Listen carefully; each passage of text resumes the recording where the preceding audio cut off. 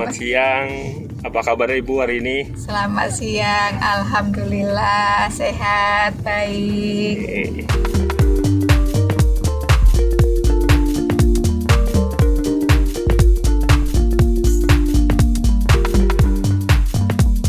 Ya, itu pertanyaan itu memang sangat relevan gitu ya untuk diajukan kepada kami. Kalian pinter banget sih nanyanya, pas banget gitu. Jadi kebetulan Pak Presiden kemarin menyampaikan pidato itu, dan kebetulan tugas kami di Pusat Investasi Pemerintah itu kan kalau tugas utamanya kami adalah mengelola dana untuk kemudian disalurkan sebagai pinjaman modal kepada pelaku UMKM.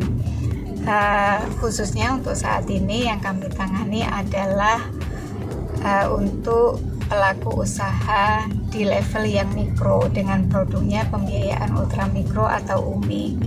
Nah, itu tentu saja program yang kami usung ini merupakan turunan atau penjabaran dari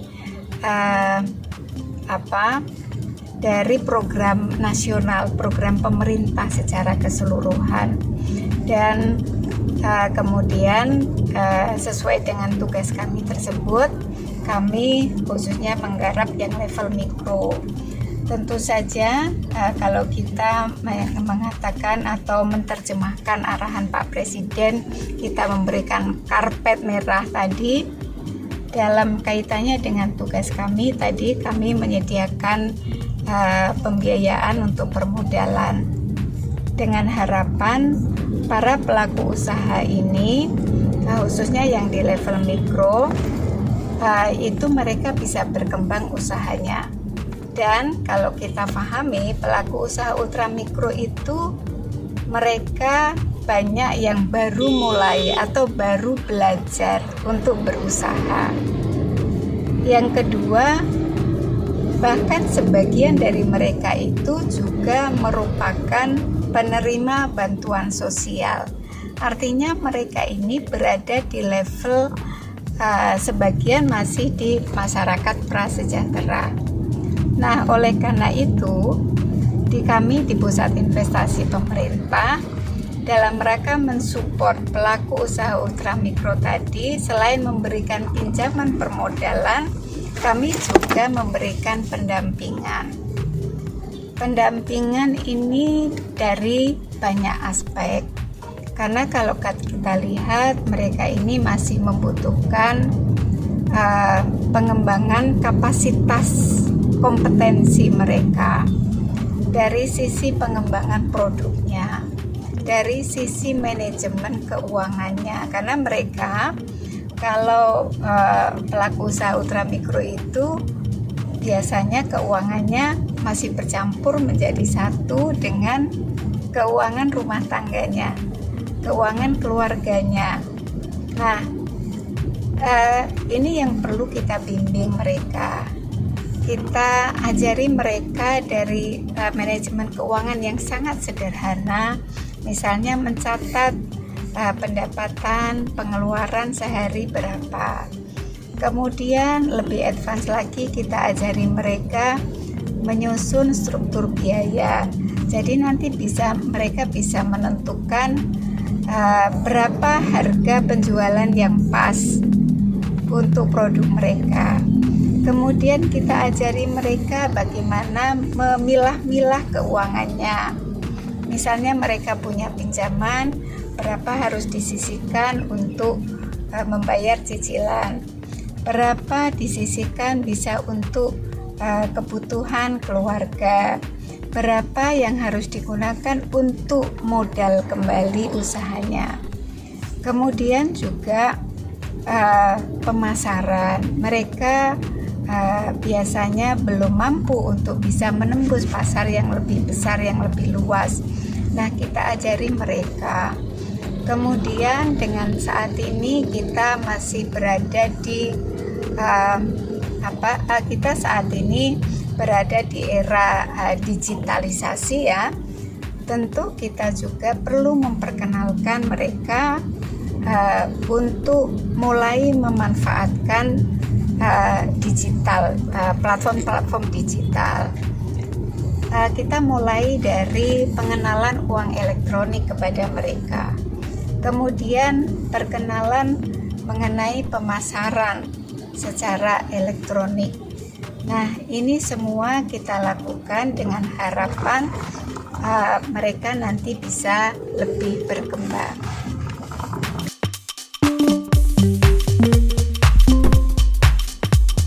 Ya, jadi karena pembiayaan kita ini adalah sasarannya adalah para pelaku usaha ultramikro, yaitu mereka ini secara umum belum bisa memenuhi syarat-syarat untuk bisa mendapatkan pinjaman dari perbankan atau kita katakan sebagai unbankable.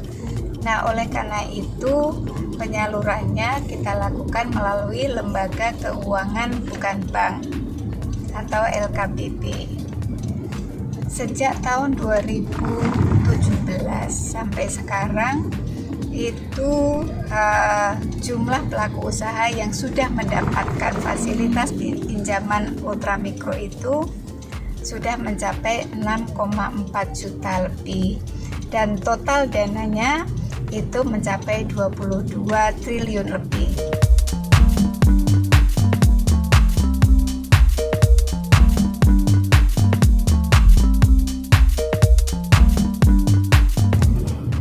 Ya, jadi karena kita menyadari bahwa kita di Indonesia itu kan mayoritas beragama Islam, sehingga kebutuhan akan pembiayaan syariah itu memang cukup besar. Oleh karena itu sejak tahun 2020 kita mulai menginisiasi skema pembiayaan syariah, dan ternyata memang betul di masyarakat kebutuhan permintaan akan pembiayaan syariah itu sangat besar, dan sampai dengan saat ini pembiayaan syariah itu porsinya mencapai 44% dari total pembiayaan kita. Kalau kita lihat dari jumlah debiturnya itu mencapai 2,8 juta debitur, dan kalau dilihat dari nilai rupiahnya itu mencapai 9,85 triliun rupiah.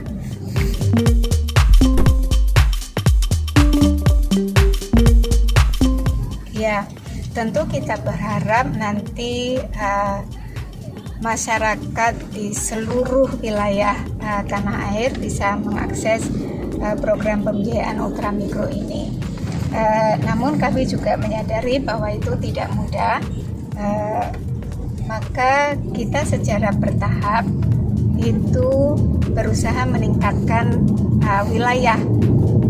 sebaran wilayah pelayanan kita.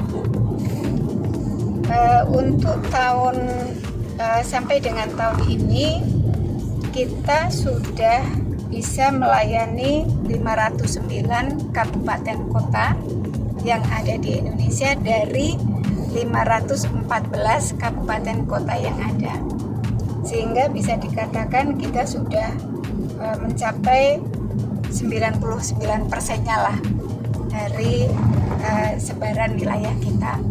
Dan tentu kita berusaha terus meningkatkan wilayah-wilayah pelayanan kita, sehingga tadi mudah-mudahan nanti masyarakat di seluruh wilayah Indonesia bisa mengakses pembiayaan UMI.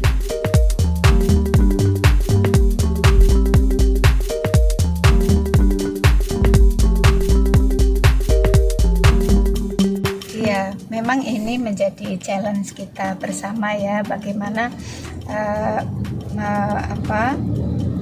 pelaku usaha di level yang mikro khususnya yang biasanya memang belum bankable itu, memang ciri-cirinya tadi sebagian sudah saya sebutkan. Misalnya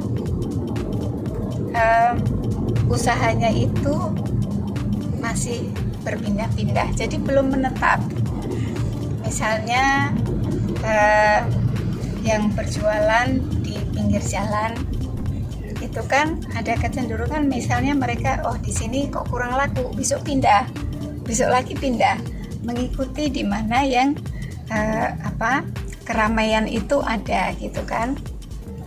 Kemudian tadi juga saya sebutkan, misalnya mereka belum bisa melakukan pembukuan,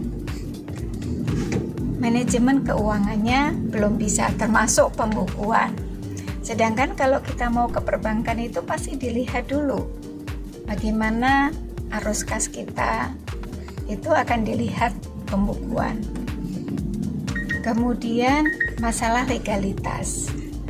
Legalitas ini ada dua, baik legalitas usaha berupa nomor izin berusaha atau mungkin bentuk badan hukumnya, terus kemudian legalitas produknya, misalnya PIRT, label halal, sertifikat Badan POM.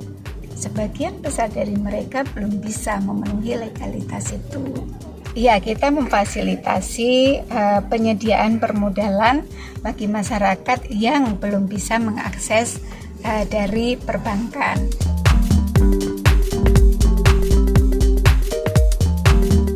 Ya, jadi melalui pendampingan yang kita lakukan. Jadi pendampingan kita ada dua, bisa dikatakan ada dua skema gitu. Yang pertama melalui para penyalur. Para penyalur ini kami wajibkan untuk memberikan pendampingan yang secara reguler mereka melakukan. Yang kedua yang kami lakukan sendiri, PIP pendampingannya melalui pelatihan-pelatihan.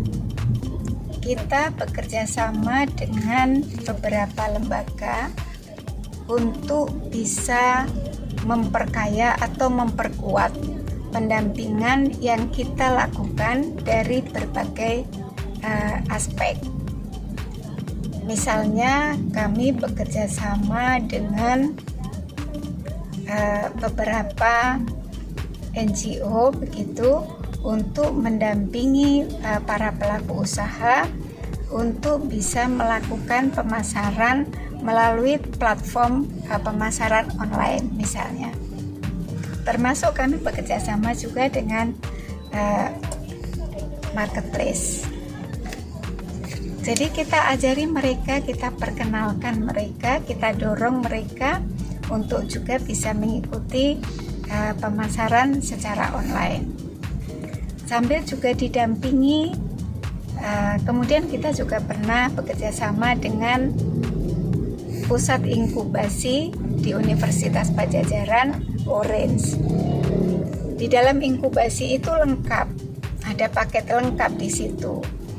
Kita ajari mereka, kita dampingi untuk bisa mendapatkan aspek legalitas tadi. Kemudian didampingi pembukuan, didampingi pemasaran. Itu cukup lengkap paketnya. Dan kemudian juga kita bekerja sama misalnya supaya kita bisa memberikan pendampingan yang lebih intensif. Kita bekerja sama dengan Kementerian Koperasi misalnya, dengan PLUT yang ada di sana. Nanti kita bisa bekerja sama.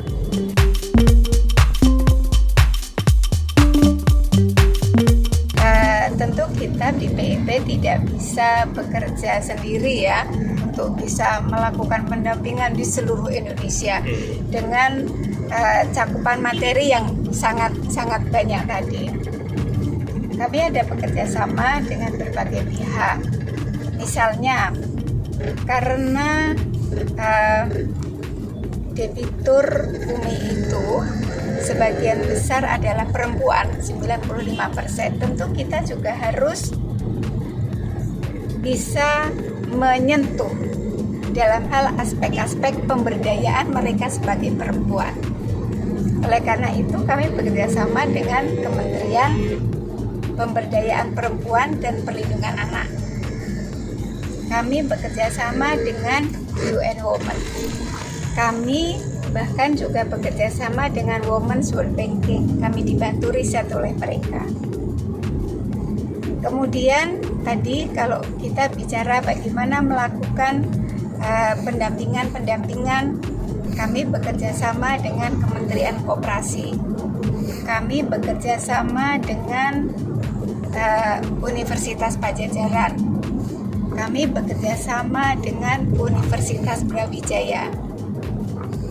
Kemudian selain itu juga ada NGO seperti angel investor dan sebagainya untuk kita sama-sama bersinergi memberikan pendampingan yang lebih kuat lagi kepada debitur kita. Ya, tadi saya sampaikan bahwa kita menyalurkannya bukan melalui lembaga perbankan, tapi lembaga keuangan, bukan bank. Kalau kita lihat di sekitar di masyarakat itu sebenarnya banyak lembaga keuangan seperti koperasi-koperasi. Kemudian kalau yang BUMN dan mereka memiliki pelayanan yang sudah levelnya nasional, itu ada PT Permodalan Nasional Madani atau PT PNM. Kemudian juga ada PT Pegadaian dan jumlah lembaga penyalur kita juga semakin banyak. Saat ini sudah mencapai 50 LKPB yang bergabung menjadi penyalur UMI. Nah, tentu karena sasarannya adalah masyarakat yang belum bankable, maka persyaratannya kita buat cukup mudah, yaitu mereka memiliki nomor induk kependudukan yang terpusat atau KTP elektronik.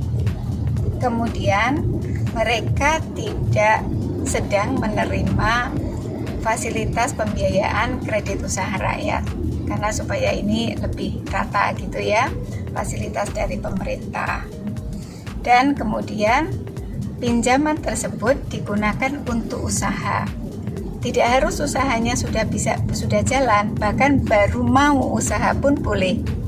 Yang penting dananya tidak digunakan untuk konsumtif, tetapi untuk usaha, baik yang sudah berjalan maupun yang baru mau mulai.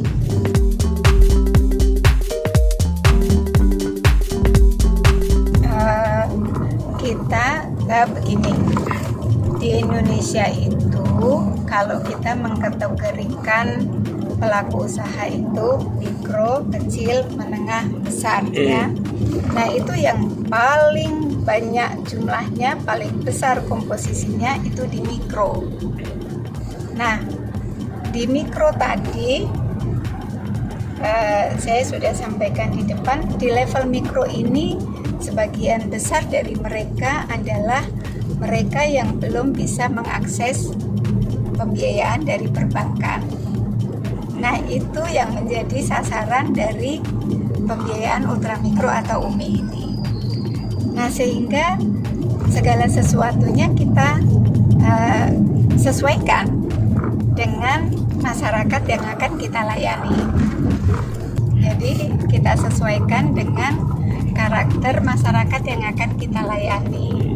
Yang pertama dari lembaga penyalurnya, kita tidak menggunakan bank, tetapi lembaga keuangan bukan bank, karena itu masyarakat lebih familiar, seperti koperasi kan ada di sekitar mereka. Kedua, dengan pola penyalurannya, yaitu adanya pendampingan. Yang ketiga, plafonnya itu nggak besar, karena kebutuhan mereka memang masih di plafon yang kecil-kecil. Kita plafonnya maksimal hanya 20 juta. Kemudian dari syaratnya yang lebih mudah gitu ya dibandingkan dengan perbankan. Mereka tidak akan dicek bagaimana laporan keuangannya, bagaimana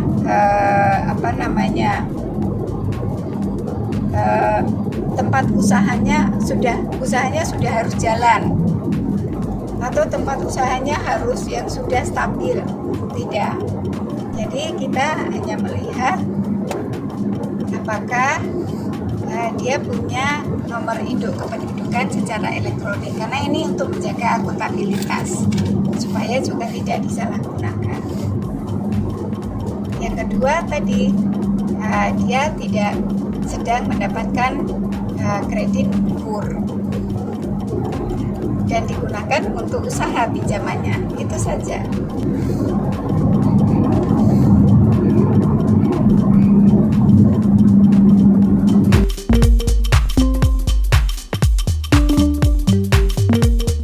Tentu karena tugas utama kami adalah menyalurkan pembiayaan, kita ingin terus bisa meningkatkan jumlah masyarakat yang kita layani dengan indikator tadi jumlah debitur UMI untuk saat ini debitur UMI yang terus meningkat. Kemudian karena kita adalah pemerintah yang tentu harus melayani masyarakat Indonesia seluas-luasnya, maka kami juga mentargetkan agar nanti seluruh wilayah Indonesia bisa kita cover.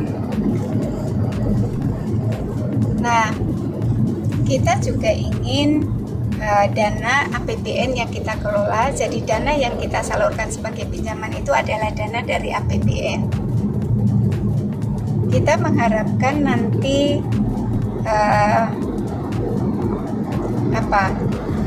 jumlah atau pergulirannya ini terus meningkat. Saat ini dengan dana yang kami kelola itu 10 triliun, tapi penyaluran ke masyarakat itu sudah bisa mencapai 22 triliun. Artinya dana ini terus bergulir. Nah, itu yang kami harapkan nanti semakin banyak masyarakat yang bisa kita layani, perguliran dananya semakin besar.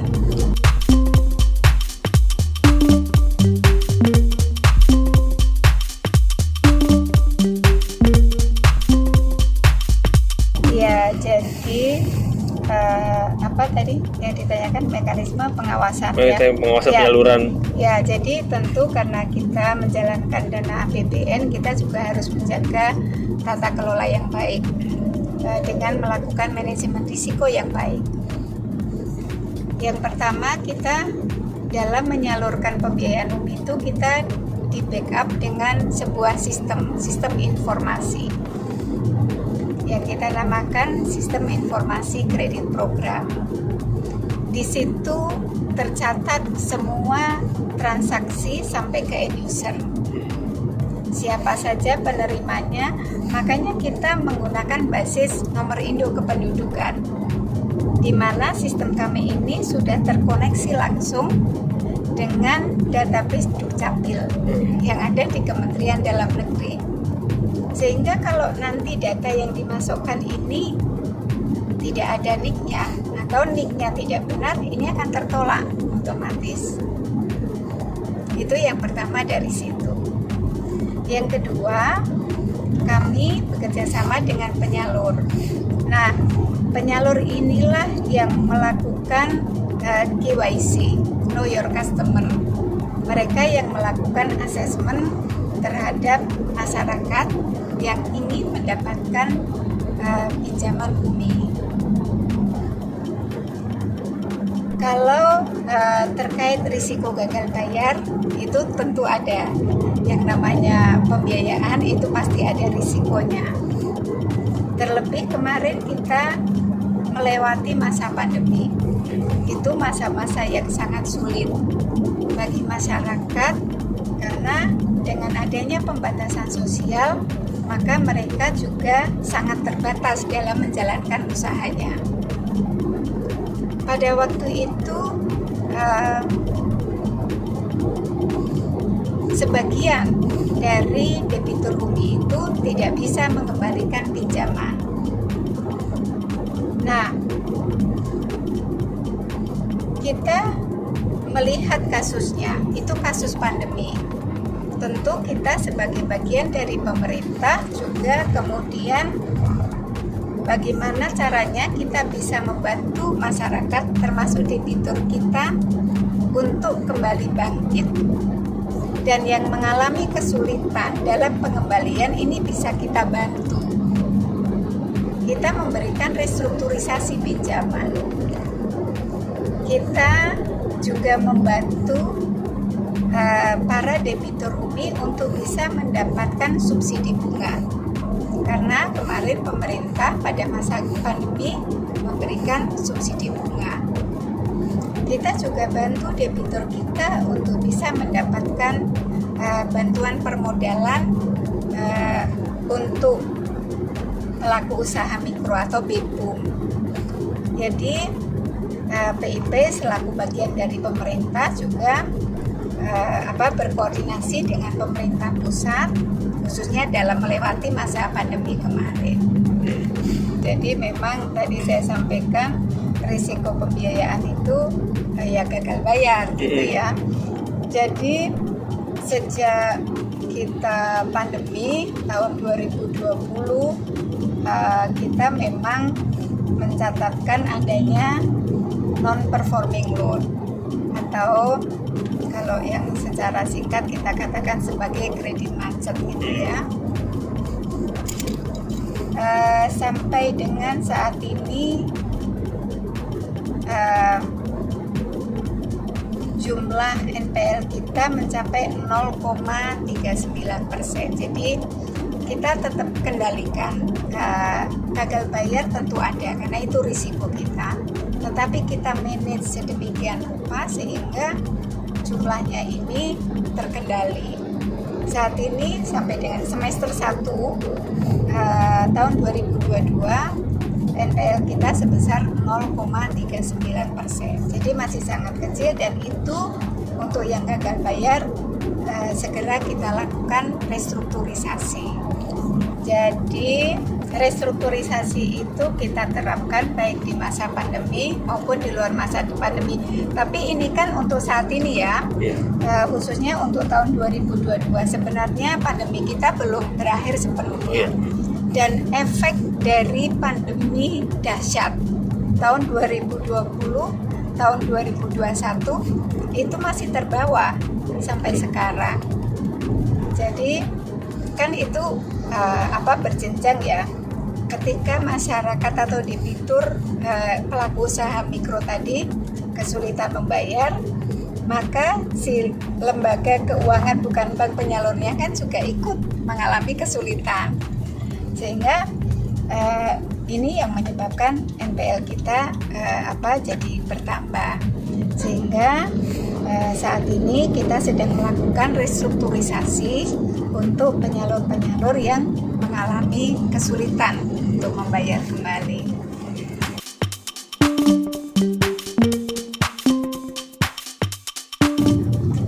Begini, visi itu kan kita ke depan gitu ya, dan tantangan kita itu terus berkembang.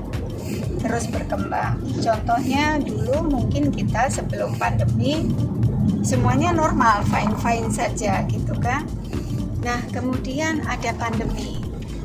Apa yang harus kita lakukan? Tentu kita tidak bisa berjalan seperti dalam situasi normal. Kita punya tantangan baru.